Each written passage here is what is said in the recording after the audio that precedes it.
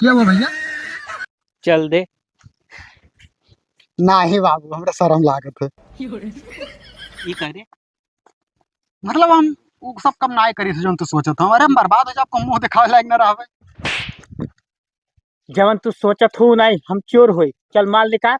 अच्छा हाँ, एका ले जाओ, लेकिन वो हम ना देबे, क्योंकि वो बहुत बड़ी इज्जत है हमारी। ले जाओ।